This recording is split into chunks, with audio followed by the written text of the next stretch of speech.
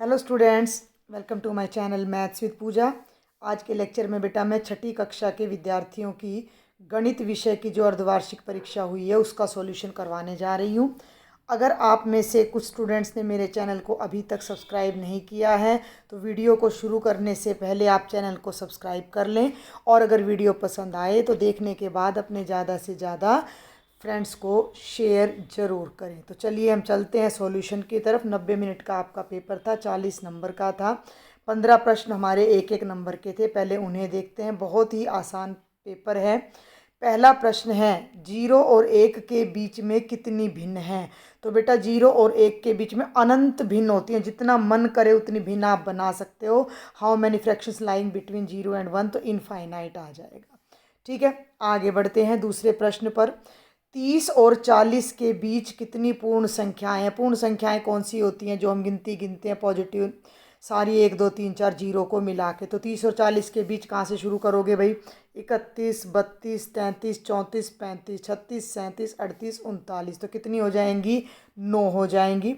तो कितने hall number से बिटवीन 30 एंड 40, तो 9 आ जाएंगे। प्रश्न संख्या 3 पर चलते हैं। निम्न में कौन सी अभाज्य संख्या, which of the following is a prime number. तो पहला प्राइम नंबर 2 होता है।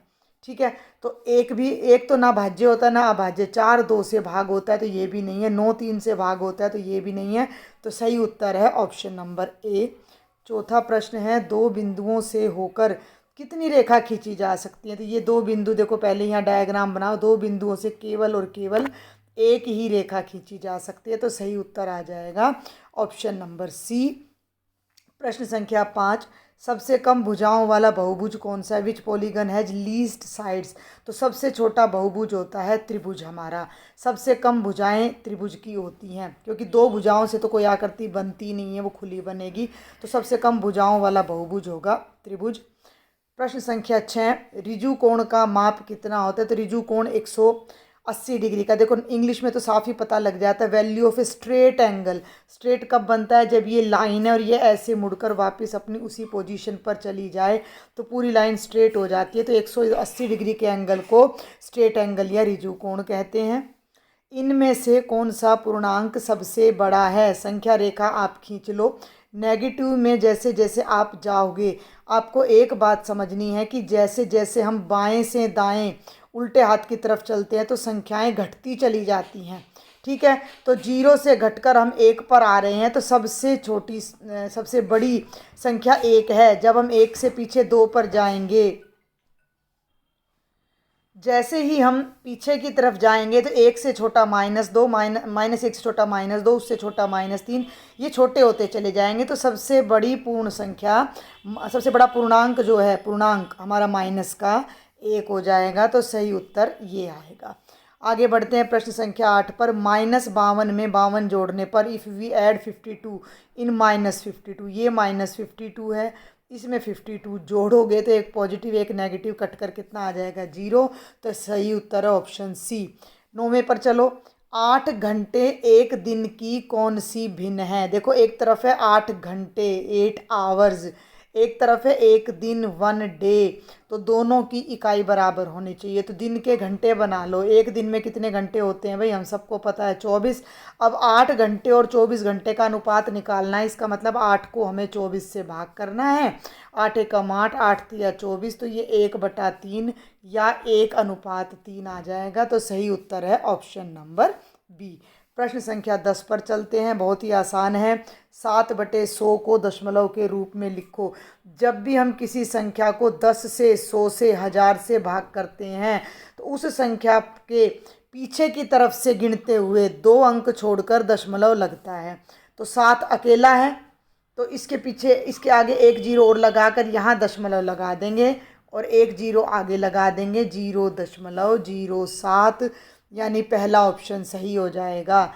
अगर 7/10 होता तो हम केवल 7 से जस्ट पहले दशमलव लगा देते। अगर 7/1000 होता तो 7 के इधर 2 अंक और डालेंगे, 2 0 और डालेंगे, यानी दशमलव के बाद 3 अंक होने चाहिए। तो अगर ये ट्रिक हमें पता है तो ये प्रश्न बिल्कुल आसान है, ये राइट आंसर है। आगे चलते हैं। 1 लाख में 10 10,000 होते हैं, सही या गलत बताना है। 1 लाख लिख लो, ठीक है। इकाई, दहाई, सैकड़ा, हजार, 10,000, लाख, हो गया 1,00,000। अब 1,00,000 में अगर आप इसको ध्यान दो, मैं यहाँ से इसको अलग कर दूँ, 10 गुणा पीछे कितना है 10,000। ध्यान से देखना, 10 को 10,000 से गुणा करूँगी तो 1 2 3 4 5, 1 2 3 4 5, जीरो आगे, बन गया 1,00,000। यानी 1,00,000 में 10,000 कितनी बार आया, 10 बार आया। 1,00,000 में 10,000 कितनी बार आया, 10 बार आया, यानी कि ये सत्य कह रहा है। अगला प्रश्न है हमारा, सबसे छोटी भाज्य संख्या 4 होती है। 1 2 3 4 5, एक ना अभाज्य होता है ना भाज्य, 2 अभाज्य होता है, 3 अभाज्य होता है, तो सबसे छोटी भाज्य संख्या या कॉम्पोजिट नंबर 4 होता है, तो यह भी सत्य है। वृत्त का केंद्र वृत्त के आंतरिक भाग में होता है, ये वृत्त का केंद्र वृत्त है, ये केंद्र हमेशा अंदर होता है, तो यह भी सत्य है। तो 13 प्रश्न तो ये थे। 2 रिक्त स्थान और हैं, देखिए जरा। घनाभ में खाली स्थान फलक होते हैं। फलक माने कितने किनारे होते हैं। आपके घर में ईंट होगी, अलमारी होगी, बेड होगा, उठा लेना और गिन लेना। देखो एक आपका फलक जो है, सॉरी फलक किनारे नहीं, फलक माने कितने तरीके से हम इसको रख सकते हैं। तो मैं अलग कलर यूज करूं तो एक हिस्सा तो ये हो गया, एक हिस्सा ये हो गया, 2, एक ऊपर हो गया, 3, एक ये हो गया, 4। कमरे में बैठे हो, कमरे की 4 तो दीवार हो गई, एक ज़मीन हो गई और एक छत हो गई, तो कितने फलक हो गए कमरे के, 6। तो घनाभ में 6 फलक होते हैं। 1 किलोग्राम में 1000 ग्राम होते हैं, ये बिल्कुल सही है, पहले ही आंसर यहाँ लिखा हुआ है। तो ये थे 1-1 नंबर के प्रश्न हमारे। अब हम आ जाते हैं 2-2 अंक के प्रश्न पर। 73 को रोमन में लिखो, बहुत आसान है। एल माने 50, ये पहले ही लिखा हुआ है यहाँ पर, मैं फिर लिख देती हूँ। एल माने 50 और 10 60 और 10 70 71 72 73 95। तो 95 से पहले 90 बनाना है। सी का मतलब 100 होता है, पहले 10 लगा तो 10 कम करके 90 हो गया और पीछे 5 लगा दिया, 95 बन गया। बहुत इससे आसान पेपर भाई हो नहीं सकता। 17वां देखो, यहाँ हमें एक नियम लगाना है। सरल करो, 1547 गुना 85 जमा 1547 गुना 15।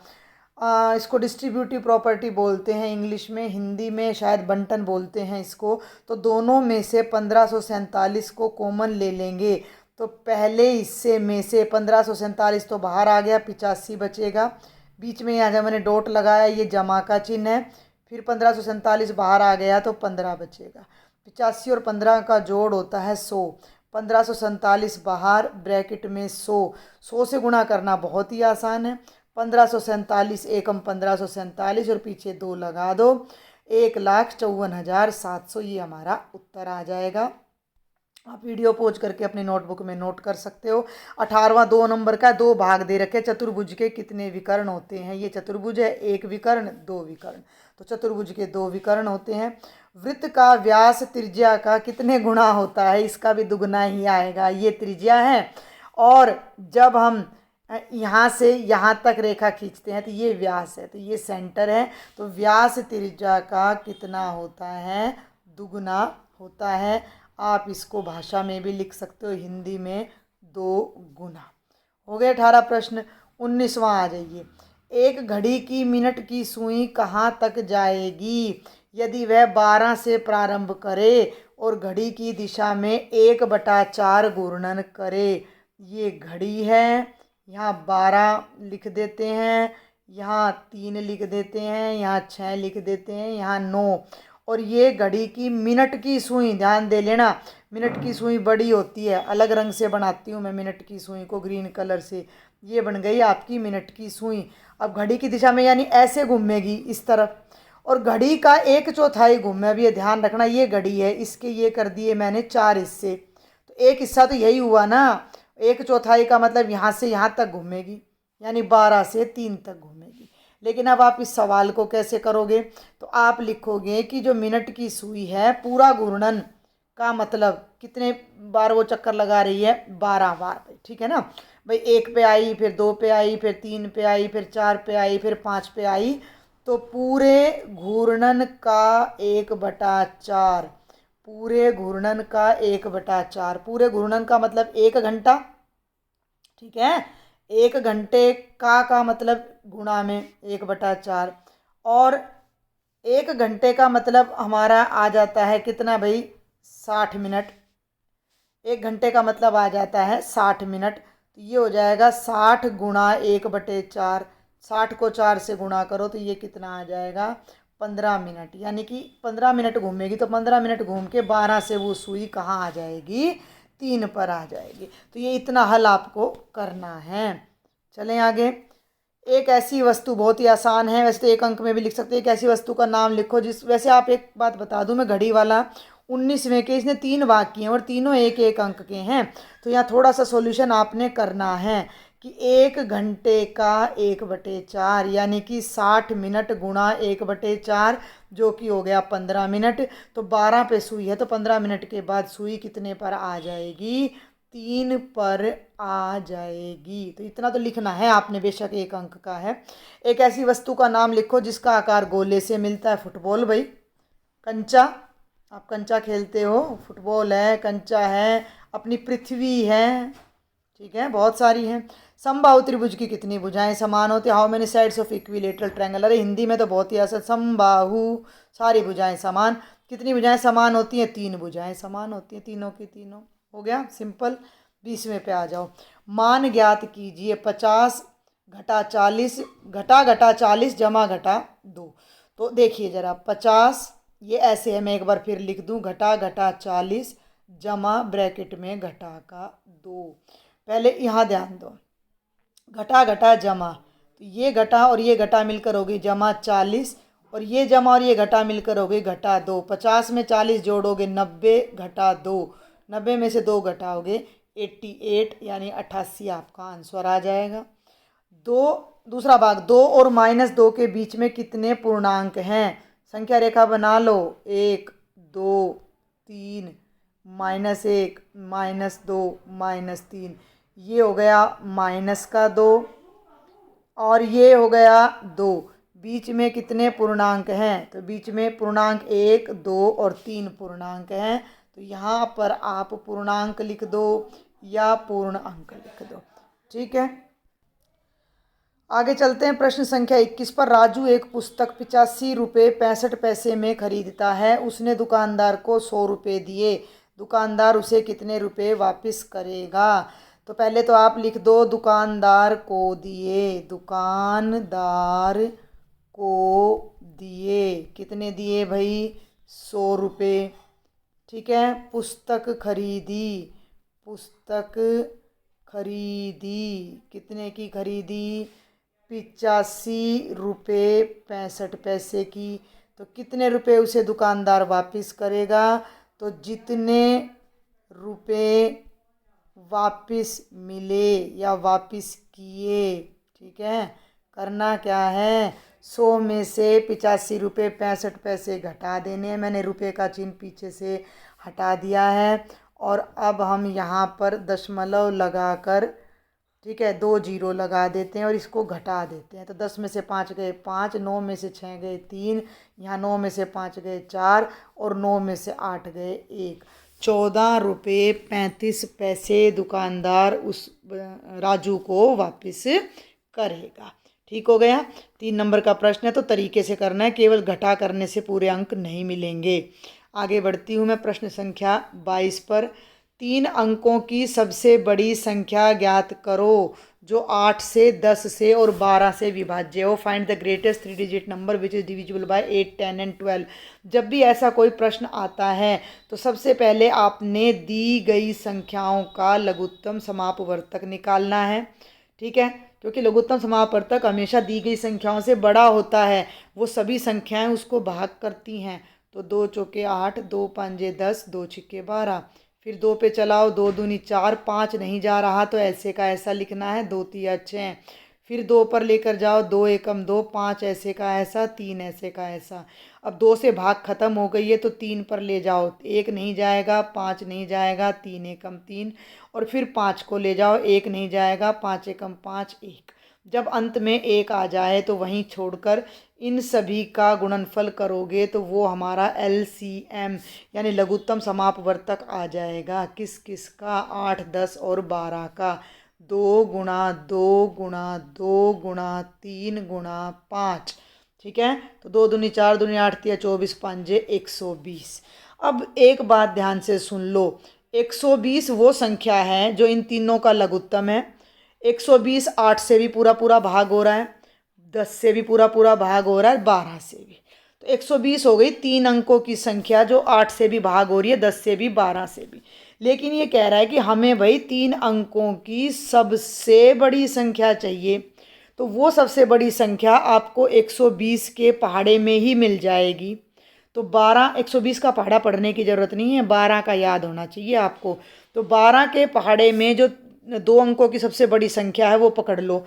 12 एकम 12, 12 दूनी 24, 12 तिये 36, 12 चौक 48, 12 पंजे 60, 12 छिक 72, 12 सत्ते 84, 12 अट्ठे 96 और 12 निम्मा 108। तो हम 108 पे नहीं जाएंगे, क्योंकि बेटा अगर मैं 108 के पीछे जीरो लगाऊंगी तो 1080 बन जाएगा 4 अंकों का। तो मैं लूँगी 96, और 96 के पीछे मैं जैसे ही जीरो लगाऊंगी तो ये बन गया 120 का पहाड़ा। और 120 के पहाड़े में 3 अंकों की सबसे बड़ी संख्या आ रही है 960। तो 3 ये नहीं करना आपने, ये सब मैंने जस्ट आपको समझाया है। तो इसको आपने रफ में छोड़ देना है। और अब आप लिखोगे 3 अंकों की, ये पूरी लाइन यूं की यूं उतार देना, जो ऊपर राशि है ना वो यूं की यूं उतार देना। 3 अंकों की सबसे बड़ी संख्या जो 8, 10 और 12 से, मैं बोल रही हूँ साथ साथ, किसी को लिखाई समझ ना आए तो, पूरी पूरी भाग होती है। और वो हो जाएगी 120 गुणा 8 यानी कि 960। तो 960 हमारा उत्तर आ जाएगा। सबसे पहले हमने दी गई संख्याओं का लघुत्तम निकाला, 120 आया, लेकिन 120 3 अंकों की तो है पर सबसे बड़ी नहीं है। तो हमने 120 का पहाड़ा में जो सबसे बड़ी संख्या 3 अंकों की आएगी वही हमारी वो संख्या होगी जो दी गई संख्याओं से भाग होगी। और अब है इस पेपर का अंतिम प्रश्न, प्रश्न संख्या 23। अगर आपको बेटा क्वेश्चन समझ आ रहे हैं, लेक्चर समझ आ रहा है, तो चैनल को सब्सक्राइब कर लेना। कई बच्चों के मन में वहम रहता है कि सब्सक्राइब करने का पैसा लगता है। तो सब्सक्राइब करने का कोई पैसा नहीं लगता। आप वीडियो देखोगे सिर्फ आपका वही डाटा लगता है और कुछ भी आपको चार्ज नहीं देना। ठीक है। तुल्य भिन्नों का मिलान कीजिए, मैच द इक्विवेलेंट फ्रैक्शंस। 25/40, देखो 25 थोड़ा बड़ा करूँ तो 5 पंजे 25 और 5 अट्ठे 40, कट जाएगा, ये आएगा 5/8 और 5/8 ये रहा। ठीक है। तीसरे नंबर पर अब है 180/200। मैं रफ में साइड में काट के दिखाती हूँ। 0 से 0 कट गई और 2 नीम 18 और 2 धाई 20 और ये आ गया ऊपर 9 नीचे 10, यानी इसका उत्तर आएगा 9/10। जो कि मैं अलग कलर यूज करूं तो ये रहा सामने। ठीक है। तीसरे पर आ जाओ, इसके लिए भी अलग कलर यूज करते। 19/57, इसका हल मैं यहाँ करती हूँ। 19 ऊपर 57 नीचे, 19 एकम 19, 19 तिया 57। आपकी भिन्न बदल गई किस में? 1/3 में। तो 1/3 ये रहा, हो गया तीनों का। अब मैं थोड़ा ऊपर करती हूँ इसको, स्क्रीन को। 2 भाग रह गए हैं केवल हमारे, ये देखो, और दोनों का उत्तर यहीं आसपास है। 15/75, 15 एकम 15, 15 पंजे 75, 1/5 ये उत्तर आएगा। और लास्ट है 220/550। 0 से 0 कट गए, ऊपर 22 बचा, 11 दूनी 22, 11 पंजे 55, ऊपर 2 नीचे 5 बचा, ये आ गया 2/5, जो कि ये है सही उत्तर। तो ये था आपका छठी कक्षा का पूरा पेपर। समझ आए तो शेयर करें, लाइक करें, ज़्यादा से ज़्यादा सब्सक्राइब करें।